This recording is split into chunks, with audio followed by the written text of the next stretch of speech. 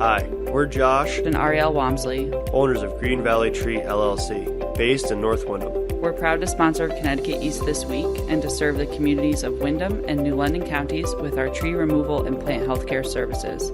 Visit our website at greenvalleytreeworks.com for a full list of our services, or give us a call on 860-234-4041. We look forward to hearing from you. It's almost as large as Central Park in New York City. We're talking about the Connecticut College Arboretum in New London. We take a walk through the Arboretum and find out more with its very first female director, Maggie Redfern. Plus, we take a look at other stories making the headlines from around the region. This is Connecticut East This Week.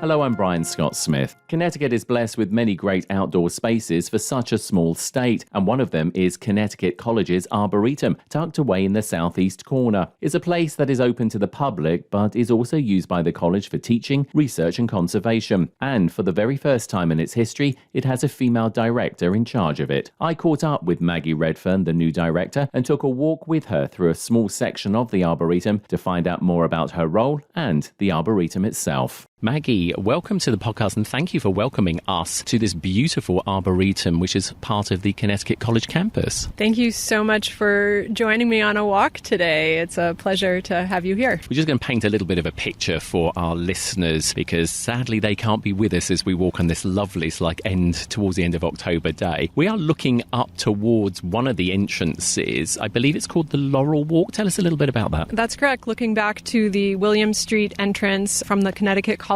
campus. The Laurel Walk is one of the original features of the Arboretum, which was established in 1931. As the name implies, is lined with mountain laurel, which is the state flower of Connecticut. So we're looking back up to the entrance now, up the grassy Laurel Walk, and then if we turn around and we look behind us, we see the Arboretum Pond, which is surrounded by fall color right now. Really a spectacular day to be out in the Arboretum. You just gave away the age of the Arboretum, 1931, so it's 92 years old this year. Tell us a little bit about it. The Arboretum was established 20 years after Connecticut College was established. Connecticut College was on several old farm properties, including the Arboretum. So this actually has been part of Connecticut College since 1911. And out beyond where we are today is a section of land that was given to the college with the stipulation that it be open to the public. And so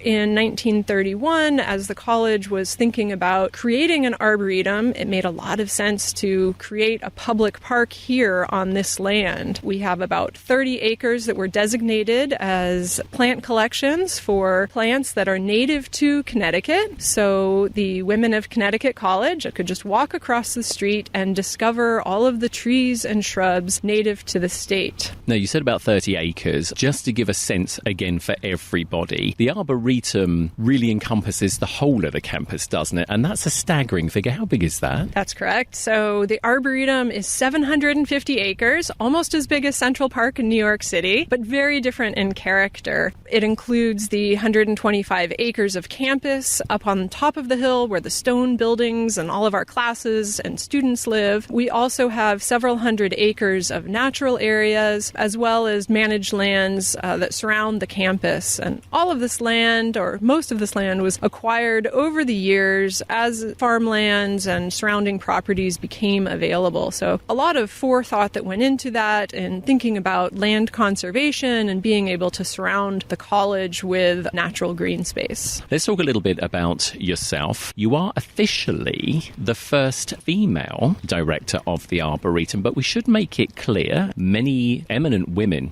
in the past were also part and parcel of how the Arboretum has turned out today. That's definitely true. So one of the other plant collections that I didn't mention is the Caroline Black Garden. And that garden was named in memory of the first botany professor here at Connecticut College, who passed away unexpectedly in 1930. She was hired to be a botany professor in 1918 and established the first small native plant garden that that the Arboretum or that the college had on the opposite side of campus over off of Route 32, where the garden is that's named in her memory today. And then, yes, over the years, we've had many influential botany professors that have helped with our plant collections and managing the Caroline Black Garden and teaching students all about the plants and collections we have within this landscape. Where did this love for plants and the environment come from? Because it clearly is a passion with you. I think always in the back of my mind, I have loved plants and trees. I actually grew up in California, and I fondly remember visiting the redwoods as a child, and also just the beautiful flowers that were growing in my parents' garden and in our neighborhood. In college, though, I studied architecture, and my first real job out of college was working at a historic property up in Newbury, Massachusetts, that was a colonial farm surrounded by this just beautiful landscape that was constantly changing. The historic house, they were injecting epoxy in and trying to preserve the house as it was in the past, but the landscape, that's growing and changing constantly. There's no putting a stop to the landscape. We don't want to put a stop to the landscape. And so I started to really understand this new concept of cultural landscapes and how so much of our land has been changed by humans, influenced by humans, and that we really have a lot of influence on what our landscape looks like. So much of the landscape is managed by humans or altered by humans in some way. So just starting to think about what is a character-defining aspect of a landscape and how do we preserve that? Not necessarily a tree or a plant in particular, but the overall feel of a place. You've got a great team of people. We're going to talk about those in just a moment. There are many parts which are, if I use this term, it may be incorrect, but managed. They are looked after, but there are parts which are just left alone. Talk to us about the staff and the challenges of obviously this duality of making sure that parts of it obviously are accessible, but then I suppose in a way standing back but also just making sure that the natural part stays okay.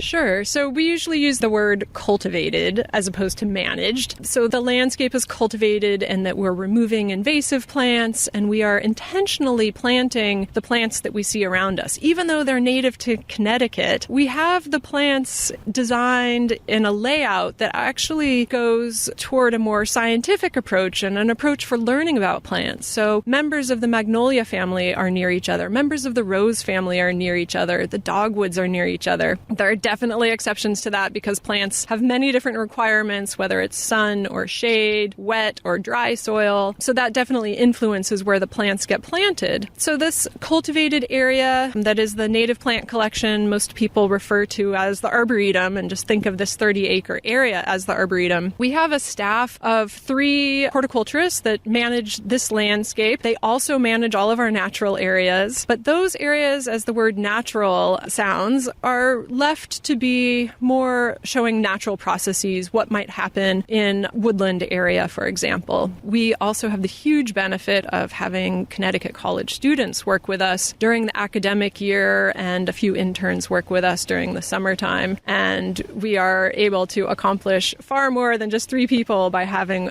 all of these students work with us as well. It's a really great hands-on teaching and learning experience for the students. Maggie, we are standing under a couple of pretty tall trees. Tell me about them. These are tulip trees, Liriodendron tulipifera. These are, in fact, some of the tallest trees in the Arboretum and some of the oldest planted trees in our collection. I think these date from about 1936, if I remember correctly. Tulip trees are native to Connecticut and grow to over 100 feet tall. If you look at these really tall, straight trunks, very broad in diameter, you might start thinking, what were these trees used for? What could these possibly be used if we were to fell one of these trees? And they were used by Native Americans to make dugout canoes. Tall, straight trunk without any side limbs, made for a really good canoe. And as the name dugout sounds, they weren't quite dug out. It was usually fire that was burned in the inside a slow-burning fire to actually hollow out the center of the trunk of the tree to make a boat. Really beautiful and impressive size to stand next to these trees. We're also stood on one of the many, many trails here. So we were talking obviously about the Laurel Walk, but of course, talk to us about, the other sort of like perhaps less formal, I suppose you could put it, pathways. Sure. Well, as I mentioned before, the grounds are laid out with plant collections. So we are in the area where many of the members of the magnolia family are. The tulip tree, in fact, are members of the magnolia family. We see a couple of magnolia trees right across the end of this path from us. But the path is a wood-chipped path with leaves that have fallen on and kind of gently curving off into the distance. And as we look down there, you can see this gentle decline down. And this area passes through a red maple swamp, which is one of the more common wetland types in Connecticut. But it allows us to grow some of these plants that appreciate having their feet wet. So we have some of the native azalea species in here. We have spicebush, we have winterberry, and we also have the sweet bay magnolia, which is also known as the swamp magnolia, just because this is the perfect habitat for all of these plants. As you said at the top of the interview, it's native plants to Connecticut. So I guess if anybody was thinking, hey, I want to put some things in my garden, this is a good place to come and look at things because they're going to grow, because that's always the fear, is that you buy these things and then they don't grow. I mean, all of these, I'm guessing a lot of them are still available, at nurseries and things, are they? That's true. Some of them are harder to find. I should also mention that over the past 90 years or so, we have expanded our definition of native. So we aren't strictly native to Connecticut. We are growing plants from the whole eastern deciduous forest. So plants that are native from Maine all the way down to Florida and that are hardy here in Connecticut. So all of these plants are growing year-round, outdoors. We don't dig up or move any of these plants inside. So they can survive our Connecticut climate. And as we are noticing our winters getting slightly warmer, we're finding we're able to grow more plants here that have more of a southern origin that are just doing well and doing better than they were in years past. One plant that we've recently introduced to the collection here that's really thriving is the Franklin tree. And that is a beautiful plant that's native to the southeast and in fact is a plant that's extinct in the wild and only known through cultivation. And that's a plant, big beautiful leaves, it almost looks tropical. And this time of year it's really special as those leaves start to change color and it's in flower and it has a large white flower with many yellow stamens in the center. Really spectacular to see something so showy and tropical this time of year. So Maggie, we are stood in another excellent area of the Arboretum. It is your conifer garden. That's correct. We are surrounded by the cone-bearing plants, the conifers. Tell us a little bit about them. And the other thing is as well, why native plants? Other than the fact that it's nice to have them and, we know that they grow here, what's the importance of those? So many big questions here. So native plants, very short answer, have many benefits. And one of probably the most important is how they support the ecosystem. They support pollinators. They support Lepidoptera. They support wildlife. If we don't have native plants growing in our landscape, we aren't able to support the bees. And if we don't have any bees, we don't have any pollination for the food that we eat that grows on the farms near us. So native plants are really important. And this is something that over the years, as people have experimented with plants and growing plants, there's been a lot of interest in growing the exotic plants that come from far away. Most of those plants aren't supporting our native pollinators. And there's no other way to support them but to grow native plants. You also asked about where we're standing now. So we're standing in the middle of the conifer collection. Usually people think of conifers as evergreen, and we are surrounded by a lot of green, but if you notice, we're also surrounded by some really beautiful other fall colors. We have our bald cypress tree over here, which is that beautiful rust-colored conifer. Interestingly, there are a couple of deciduous conifers, so that is one that loses its needles in the winter time and will grow back new needles in the fall. We also have the tupelo or black gum or pepperidge tree, so many common names for the Nyssa sylvatica that grows over at the edge of the conifer collection. You might have noticed as we walked by that it's loaded with fruit, and that fruit, these dark purpley colored drupes, are loved by birds. And if you think about birds in Connecticut right now, kind of that stereotype image, they're bulking up ready to head south for the winter. And these native fruits are super important important for bird migration. These fruits are very high in lipids that provide a lot of energy and nutrition for birds as they're migrating. Many of the exotic plants, such as honeysuckle, don't provide the nutrition that these native fruits do for birds to migrate. So these are really critical for their survival. The other thing I want to ask you, as we're recording this interview, several people have gone by because, of course, it is open to the public. Do you get sort of like, reaction or sort of like or feedback from members of the public because it's a good place to come and walk your dog and do all sorts of things? What do they sort of like think or say to you about the Arboretum? Sure. I think especially since COVID, people love having this as a resource within the community. Arboretum's open every day of the year, sunrise to sunset, and there's no charge. Even though we are part of Connecticut College, we are fully open to the public. People come, as you said, to walk their dogs, take walks in nature. We also have lots of people that come to listen to and look at the birds. It's kind of interesting. I'm hoping this microphone is picking up some of the sounds of the many birds that are around us today. Actually, when the Arboretum was established, the natural area just beyond the plant collection on the maps, that area was designated as a bird sanctuary. And that's the natural area. So they were thinking about how are the natural areas of the Arboretum going to be used, maybe for us as humans to enjoy walking through, but more importantly for the birds that live here and a place to go observe and look at birds.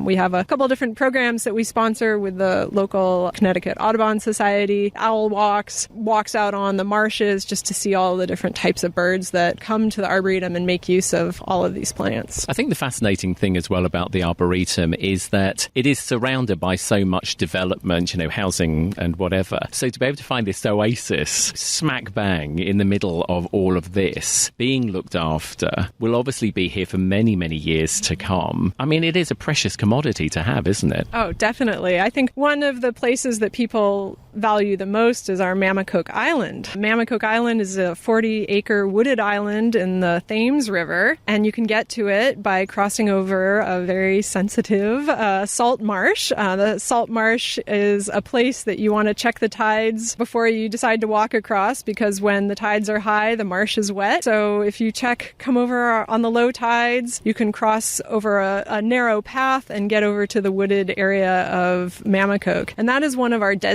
it's actually our first designated natural area where we are just letting natural processes take place. We do keep the trails clear. There's a loop trail that goes around the island. So if a tree was to fall across the trail, one of our crew members would go over there and remove that tree or cut the tree so that people can continue to walk through. That's about the limit of our involvement in the natural areas of the Arboretum. Maggie, we've come to a little bit of an intersection. Tell us where we are. We are over on the west side of the Arboretum Pond in the Bullswood Natural Area. So as we look around here, we see a landscape that's a bit different from the cultivated section of the native plant collection. Over here, the plants have all just grown on their own. These are not planted by the Arboretum staff. These plants have grown in mostly since the 1911 when Connecticut College was established, but definitely since the 1930s when the Arboretum was established. This land was all former farmland. So what we're seeing here is just the natural progression and succession of farmland converting into woods. As we look around at the trees that are growing around us, we see that mountain laurel that we saw back at the Laurel Walk, but it looks a little different here because it's grown in the understory, and we see the twisting and curving bark of the trunks behind us. Mountain laurel is an evergreen plant, so that's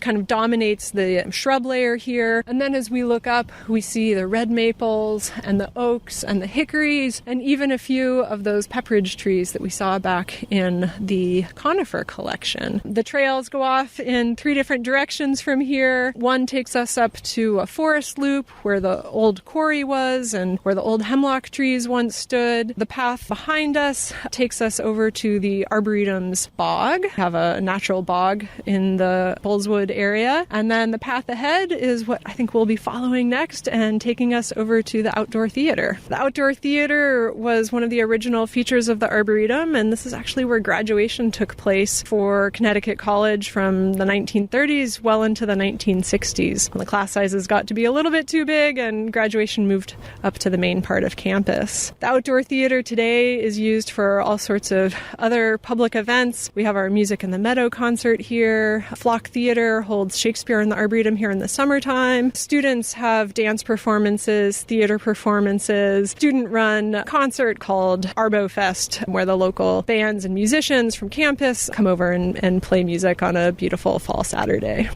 One thing we do is full moon walks. We usually do those once a semester to be able to come in the Arboretum and watch the moon rise over the trees and see the moon reflecting on the Arboretum pond. Research is carried out. Talk to us obviously about the research, because, there are practical applications to this as well as the beautiful parts to it as well. Sure. Well, as we were walking there through the Bullswood Natural Area, I did feel a bit remiss for not mentioning that this is a site of long-term research. Established in 1952, were vegetation surveys that have been conducted every 10 years since, where botany professor and Connecticut College students come out and inventory the vegetation along 4 transects through the natural area. They are then able to monitor the changes in the landscape. Over the years, we've had losses in our tree canopy from the hemlocks that mostly succumbed to hemlock woollia delgid, and more recently, we've lost many ash trees in the woods, and now we're seeing the demise of our beech trees. And these are all losses as a result of invasive insects, exotic pests that have come in and are not just here at the Arboretum, but all over Connecticut. So these students in the vegetation survey are able to see how the landscape and the woods are changing. In conjunction with that, we have some biology students who work with an ornithologist to document the breeding birds in the Bullswood section of the Arboretum. Folks come out and listen to the sounds of the male bird calls, and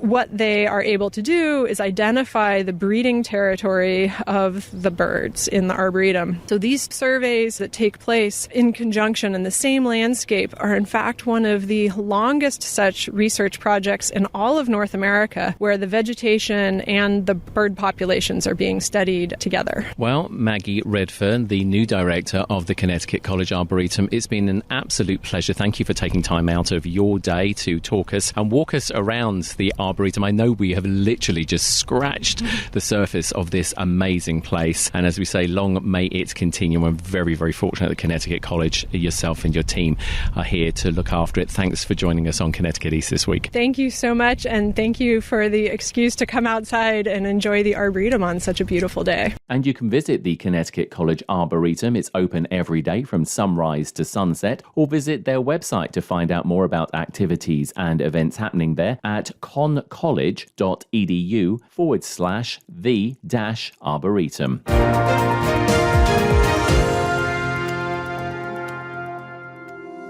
It's hurricane season, and your trees can be damaged by high winds. Green Valley Tree has you covered with our emergency tree service outside of our regular business hours. We offer emergency tree service by bucket, crane, and climbing for residential, commercial, and even municipalities across eastern Connecticut. From full tree removals, uprooted or broken trees, to broken, hung up, or fractured tree limbs. Call our emergency hotline on 860-966-5710 or visit our website at greenvalleytreeworks.com.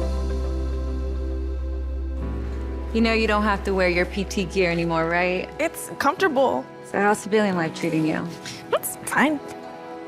When I got out, I didn't want to admit that there was anything wrong because I felt like a failure. And then I realized, there's nothing to be ashamed of. So I started talking to someone. Maybe you are fine, but if you're not, it's okay. Thank you. If you or a veteran you know needs support, don't wait. Reach out. Find resources at va.gov/reach.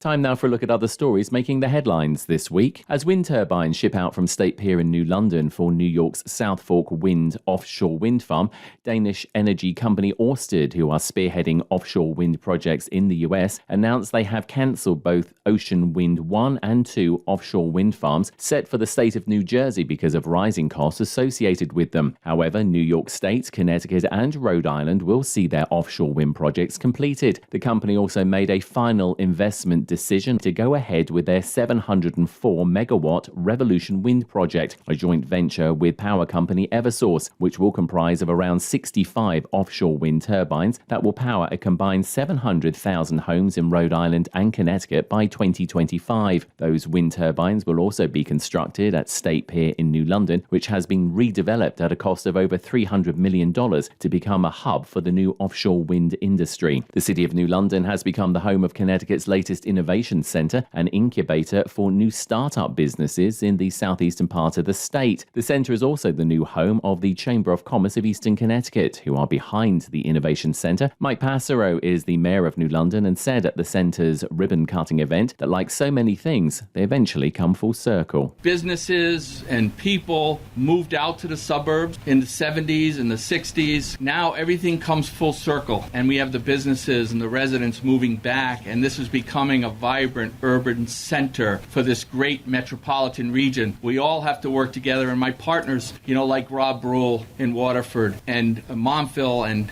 all the towns around us, they understand that New London has to be vibrant for southeastern Connecticut to be vibrant. Tony Sheridan is the president of the Chamber of Commerce of Eastern Connecticut and said it's been a long, hard and expensive process to bring the Innovation Center to the city. But we started with this building and we ended up with this building because it is the right building. As you can see, it's a gateway, it's a billboard, it's the center of town, it's in an enterprise and opportunity zone. Everything is right about this building. The Chamber obtained a $1.3 million investment from the state and raised a further $1.5 million from local businesses and grants. The building is located on Eugene O'Neill Drive in the city of New London and will provide startup companies with desk space as well as subsidized rent for a dedicated office. A Yale University report is looking at the effectiveness of green resilience hubs in Connecticut communities. Edwin J. Vieira from the Connecticut News Service reports. These hubs are made up of renewable energy and storage installed in a place bringing a community together. If a natural disaster strikes, this could isolate the hub to provide necessary power if the main electrical grid is strained or out of service. Report co-author Max Wasser says during a harsh winter storm, resilience hubs could keep people warm. If there's a blackout in the winter, like let's say, there's a cold snap and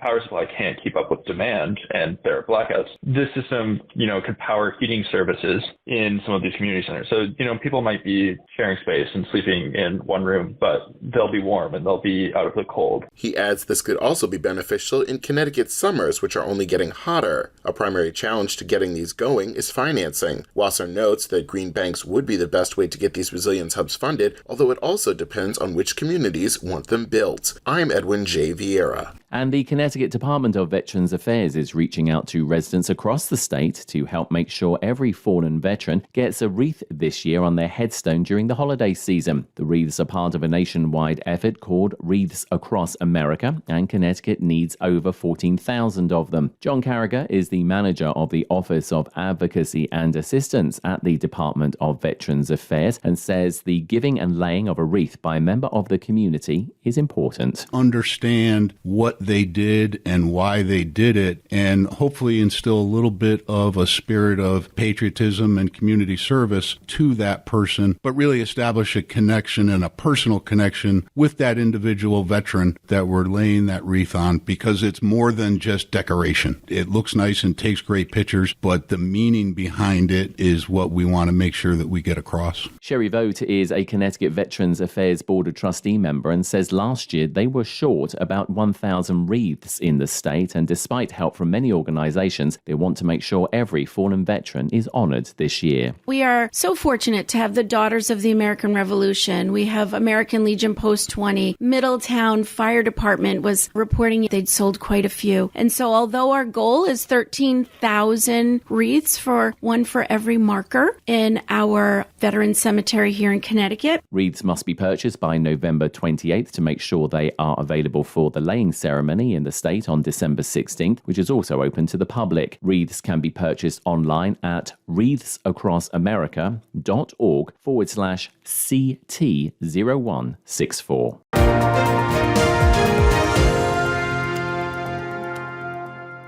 That's all from us for this edition. Do send us your questions and story ideas to the show via our website at connecticut-east.com or Facebook or Twitter at Connecticut East and on Instagram at Connecticut East This Week. And you can listen to the show again on our social platforms, on demand, and by asking your smart speaker to play Connecticut East This Week podcast. And please like, follow, and share on your social media too. I'm Brian Scott Smith. Thank you for listening.